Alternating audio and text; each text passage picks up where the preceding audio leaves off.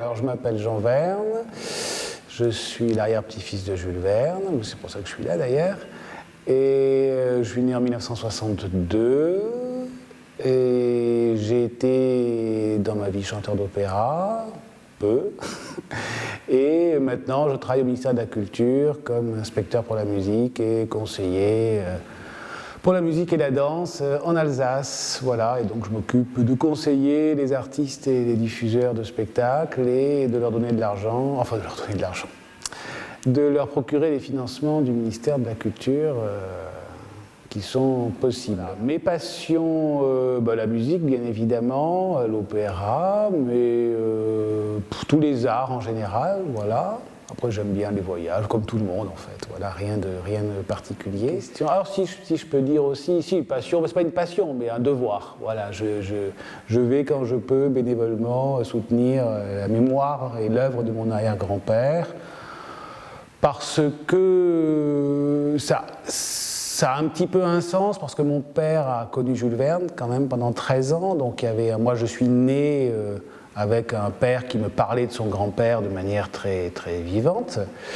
Et d'autre part, parce que mon père est né en 1892, enfin était né au XIXe siècle, et d'autre part, j'ai découvert en 1989 le seul manuscrit inédit de Jules Verne qui s'appelle Paris au XXe siècle et qui raconte le Paris de 1960, écrit en 1861. Et donc cette découverte forcément m'a rapproché de mon arrière-grand-père parce que c'est le seul roman qui n'a jamais été publié. C'est pour ça que j'ai une vague petite légitimité à parler de mon arrière-grand-père. Sinon, il vaut mieux des Verniens confirmés que moi. Voilà. Après, Out of Atmosphere, écoutez, c'est un projet intéressant. Pas que j'y connaisse particulièrement grand-chose en matière spatiale, scientifique. Mais que je ne pense pas que voilà, c'est un petit élément de l'œuvre de Jules Verne qu'il n'a pas exploité complètement, mais en tous les cas, il a donné l'impulsion de ce que pouvait être l'espace et l'idée qu'on puisse aller voir ailleurs que notre propre planète. Après, il n'a pas été plus loin dans ses développements.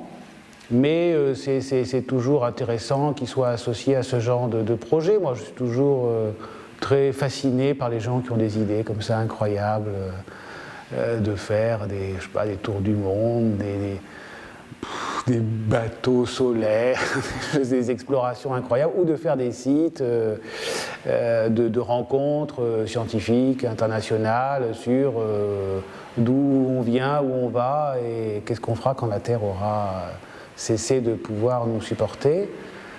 Voilà, c'est toujours intéressant. Je ne suis pas un fan d'Internet, des communautés, des réseaux sociaux. Je trouve que la vie est trop courte pour ça. Enfin, moi, j'ai pas le temps. Voilà. Je préfère ne rien faire que d'être assis sur mon fauteuil que de taper sur l'ordinateur. Bon, je tape avec un doigt, donc c'est quand même difficile. Mais je trouve tout ça passionnant.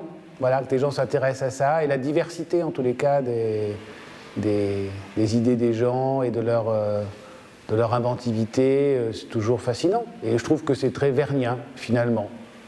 Voilà, donc c'est pour ça que j'encourage absolument Out of Atmosphere à se mettre en place et à réussir sa carrière et à ouvrir de nouveaux horizons. Je ne sais pas lesquels, mais en tous les cas, en ouvrir, c'est certain.